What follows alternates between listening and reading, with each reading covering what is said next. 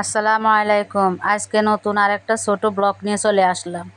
এই যে সকালবেলা উঠে খিচুড়ি রান্না করলাম, আলুর ভর্তা করলাম আর ডিম ভাজি করলাম। এগুলা প্লেটে ভেড়ে সবাইকে খেতে দিয়ে দিয়েছি।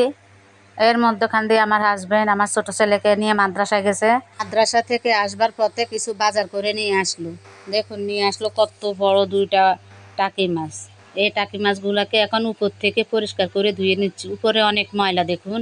উপর থেকে বেশি বেশি করে পানি দিয়ে উপরের ময়লাগুলো ধুয়ে নিচ্ছি, নিয়ে কেটে কুটে পরিষ্কার করে নিয়ে নিব। তারপরে দেখুন আবার নিয়ে আসলো বড় বড় সাইজের ডিমওয়ালা দুইটা মিরকা মাছ। অনেক বড়, ক্যামেরাতে দেখে ছোট মনে হচ্ছে কিন্তু অনেক অনেক বড়।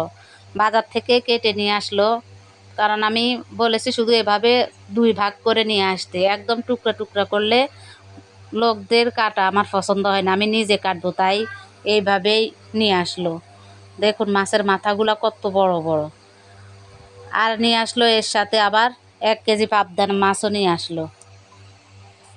মাছগুলার ভিতরে কত ডিম। এই ডিমগুলা আমার হাজব্যান্ড আবার তরকারির সাথে বা ভাজি করে খেতে খুব পছন্দ করে। এই দেখুন পাবদা মাছ নিয়ে আসলো 1 কেজি। আবার নিয়ে আসলো সাথে শাক, কলমি শাক 2 আটি। এই শাকগুলা ভাজতে ভাজতে আজকে আমার সারাটা দিন নষ্ট হয়ে গেল। অর্ধেক বেছে নিয়েছি, নিয়ে আমি 1 আটি রান্না করে নিয়েছি।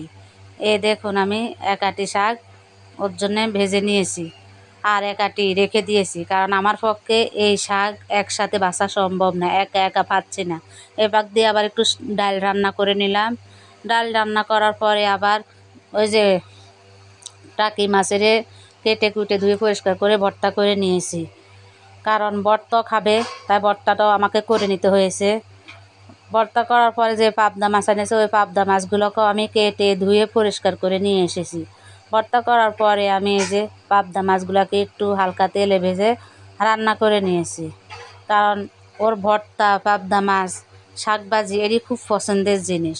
তাই যা পছন্দ করে তাই নিয়ে আসলো, আর আমি সব থেকে একটু একটু করে নিয়ে রান্না করে দিয়েছি। আর বাকি কাজগুলা নাই দেখালাম আজকে।